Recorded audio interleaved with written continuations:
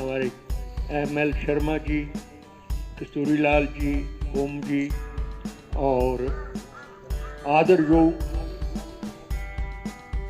HBW course को पूरा करने वाले स्काउट मास्टर्स, गाइड कैप्टन।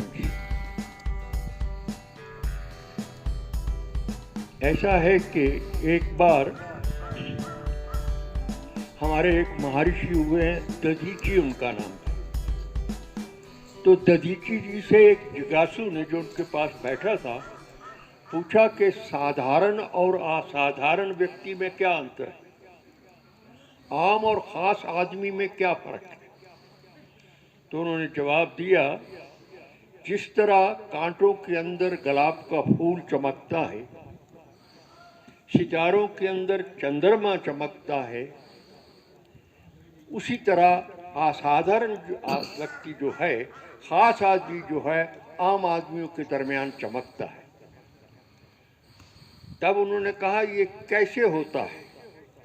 तो उन्होंने कहा, ये उनकी जन्मजात उपलब्धि नहीं होती, पैदाशी तौर पर उनको नहीं मिला हुआ होता है, ना ही किसी प्रारब्ध के कारण होता है, किस्मत की वजह से होता है, ना ही किसी की मदद से मिलता है।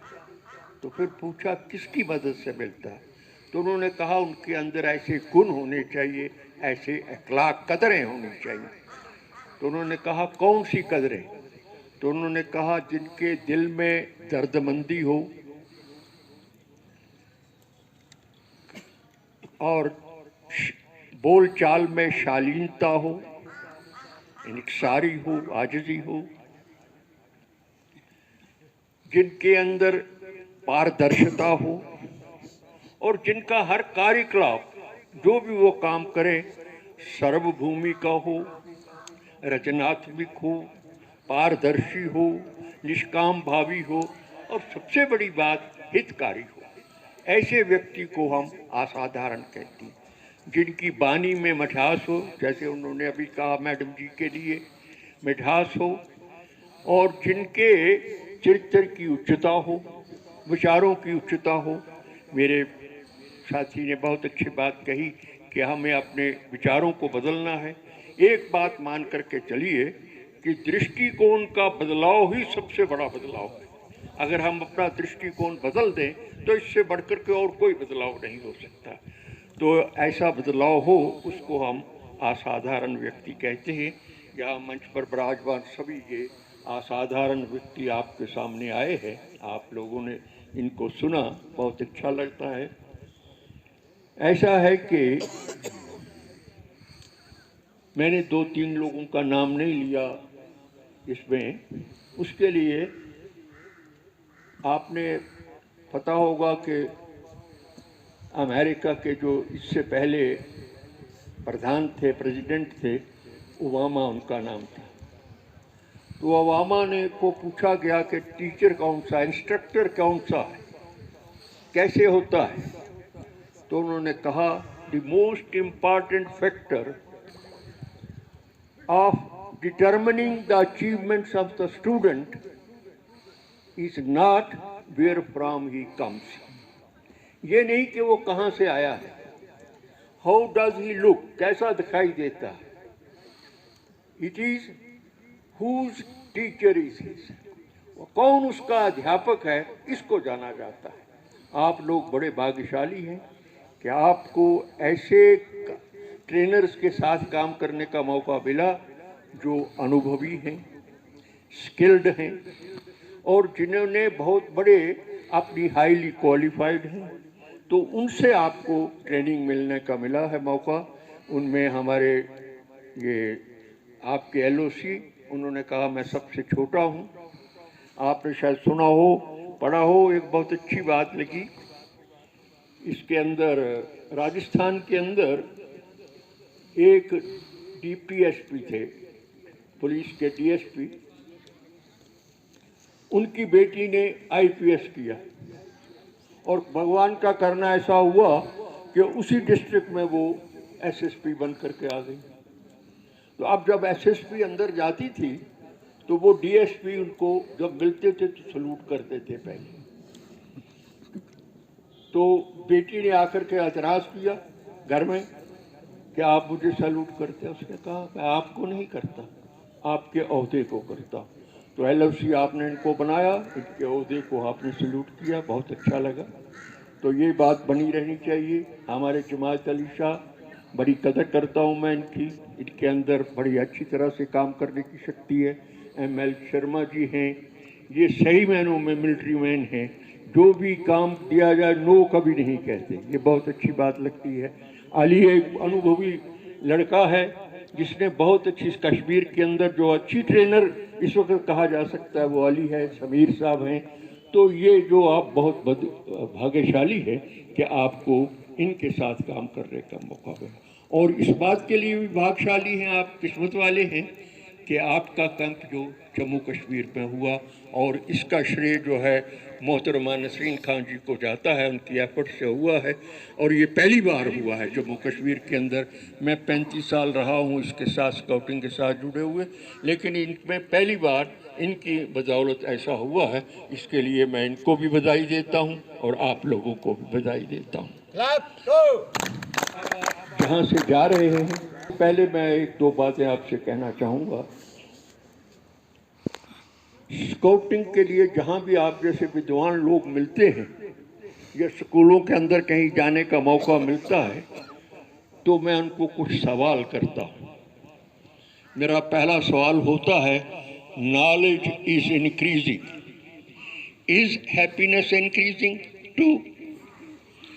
Schools, colleges, universities are multiplying. Are happy homes multiplying? We have graduates, postgraduates, doctorates more than ever before. Has our country grown in vitality, self-sufficiency, and selfless? We have made a long jump in science and technology. Have we been able to create scientific atmosphere? The answer is big no. Who is responsible for that? तो वो instructor है। आपको बहुत बड़ा ओहदा मिला है। School के अंदर जॉन रस्किन ने कहा है, जो फॉर्मल एजुकेशन है teaches more and more but educates less and less.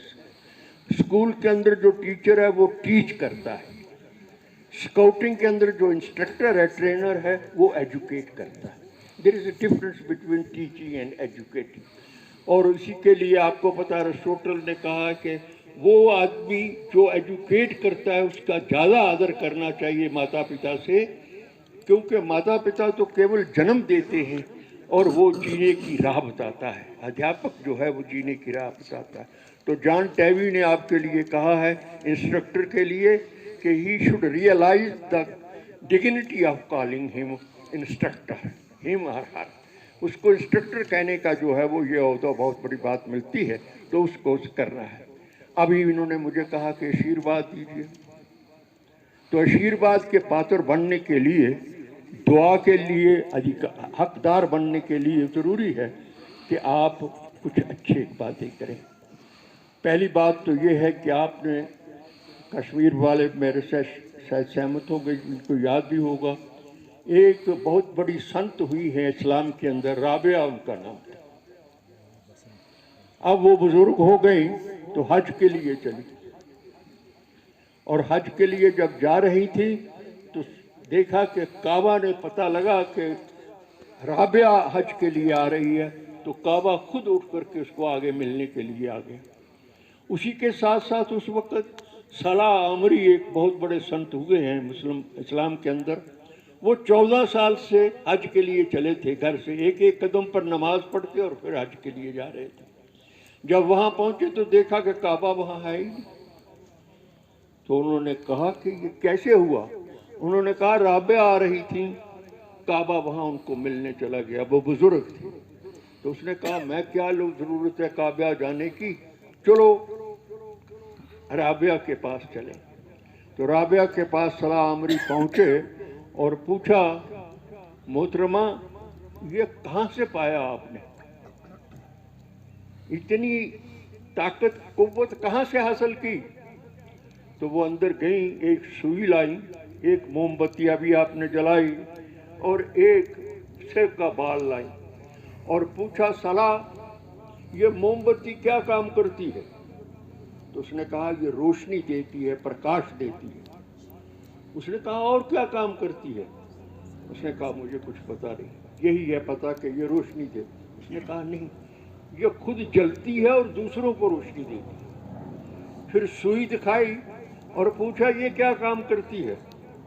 तो उसने, ये कपड़े सीती है, बनाती है। उसने कहा, और क्या काम करती है? उसने कहा, मुझे कोई पता नहीं।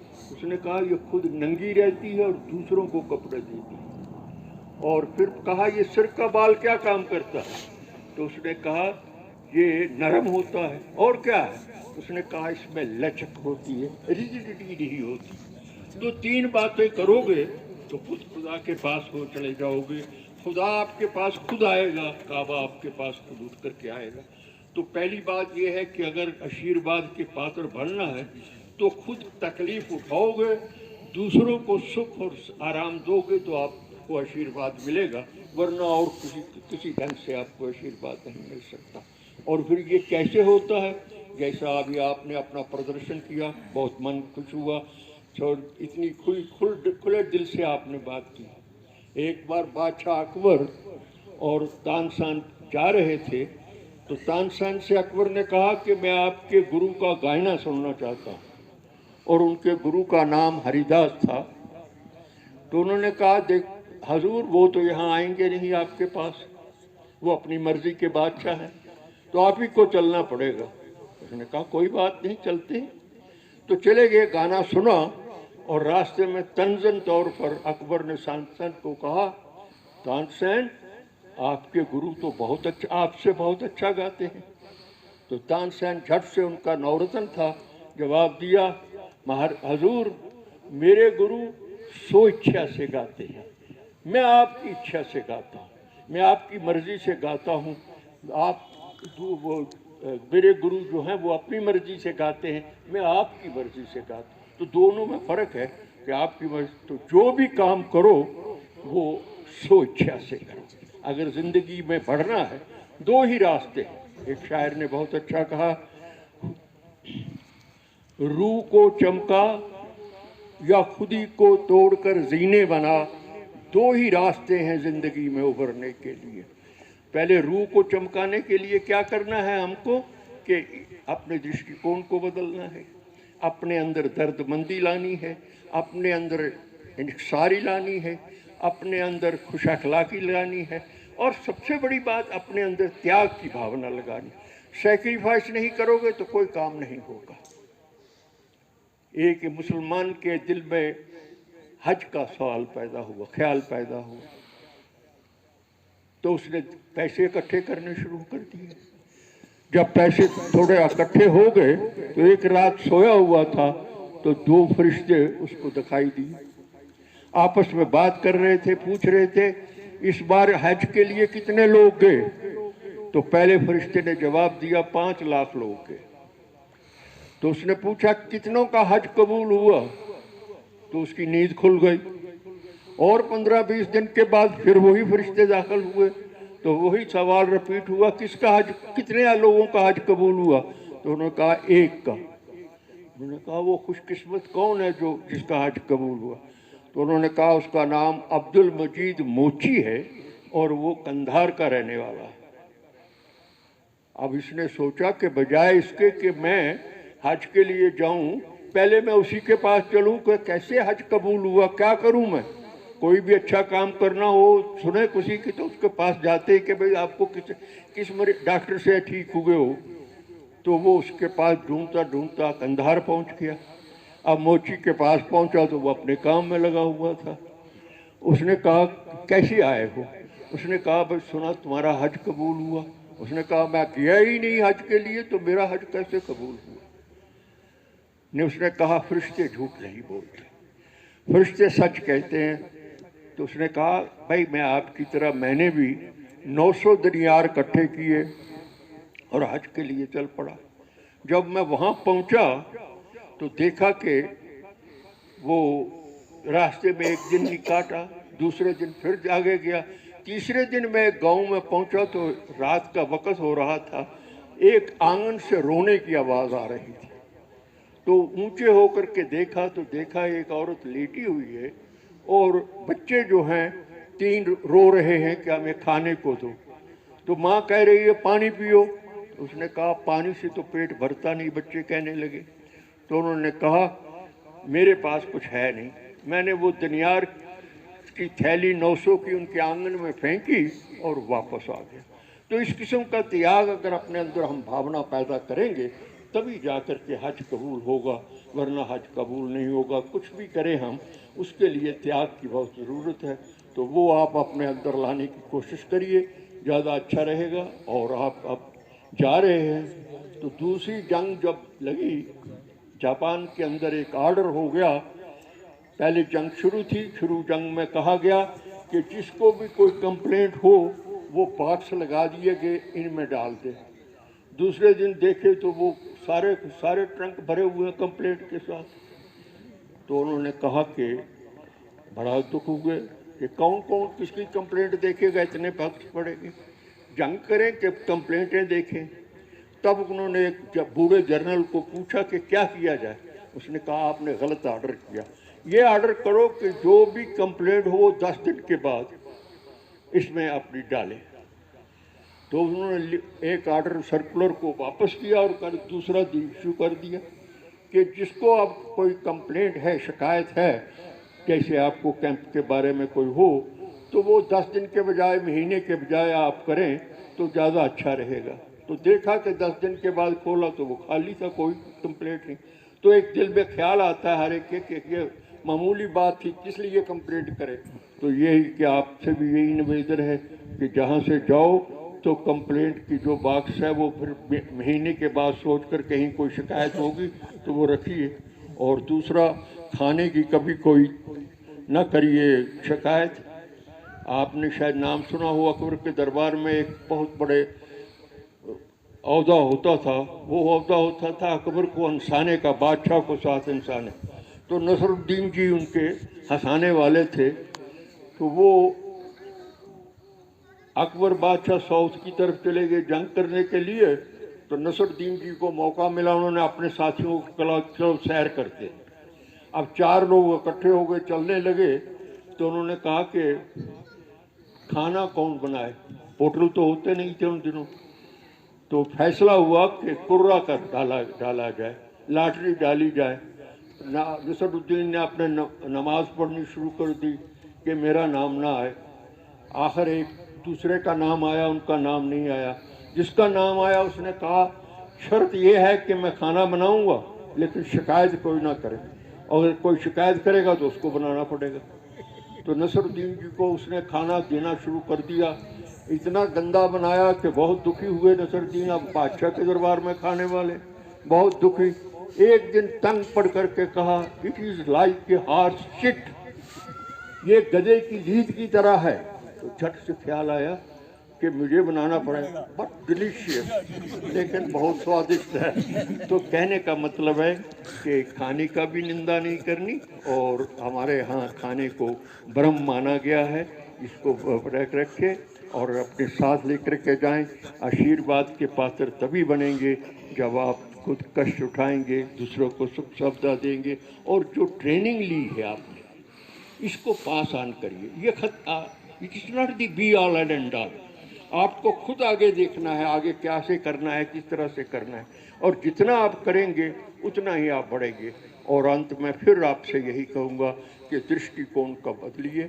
हमारे यहाँ एक बहुत बड़े फिलासफर हुए, अभी मेजर साहब यहाँ बैठे थे, मेजर साहब ने हमारा साथ दिया, बहुत अच्छी बात की उन्होंने, इसको कैंप को कामयाब बनाने में हमारा साथ दिया है। इनका भी हम आभार प्रकट करते हैं। मैं भी आभार प्रकट करता हूँ कि ऐसे युवा लोग, ये इन्हीं की वजह से आपका कैंप सुंदर लगता है, सुगंधित लगता है, तो अच्छी बात है। तो उसमें आपको हमारे अरविंदो घोष हुए हैं, आपने सुना होगा, वो बहुत इंग्लिश में लिखते थे ज़रा ज़्यादा, तो बहुत अच्छी बातें उन्होंने लिखी है। उसने कहा हुआ है when we think good thoughts, thoughts of love and affection, service and sacrifice, freedom and faith, peace and wisdom, politeness and modesty. We invite good forces of light, and through that measure we create heaven around us. जब भी घर में बैठो अच्छे विचार सुन करो, किसी की निंदा मत करो और उनको साथ लेकर के चलने का प्रयास करो, तभी आप जाकर के बनेंगे। और आगे जाकर के संसार के अंदर अगर कोई शांति लानी है तो हमारे गीता के अंदर 14वें अध्याय में एक आता है, बहुत अच्छी बात उसमें कही गई है। उन्होंने कहा है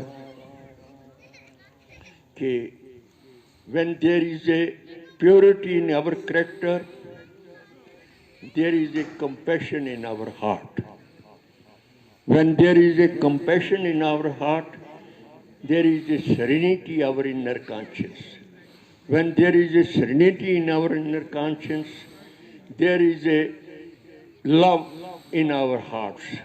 When there is a love in our hearts, there is a harmony in the family. When there is a harmony in the family, there is a order in the state, and when there is a order in the state, there is a peace in the world. तो संसार के अंदर शांति लानी है तो उसका पहला एक ही बात है कि उसको अपने ध्यान में रखना है। और उसके लिए मैं एक शेर कहता हूँ जिसको मैंने बड़े अच्छे ढंग से समझा है। उसने कहा है, खुशी में हर कोई मुस्कुरा लेता है, खुशी में हर कोई मुस्कुरा लेता है, आज भी वो जो गम में शाद रहे, है नेक भक्ति की एक ही परख, अमाल नेक हो और खुदा याद रहे। खुदा को याद रखो, ईश्वर का नाम लो, जिसको भी आप आस्था है उसको ज़रूर भूलना मत। और अंत में इतना ही कहूँगा आपको, ज़िंदगी को मुद्दा मिल जाए, आपको मंजिल का रास्ता मिल जाए, सबसे पेश आओ बड़े एहतराम के साथ, न जाने किस भेष में खुदा मिल जाए। बहुत बहुत धन्यवाद।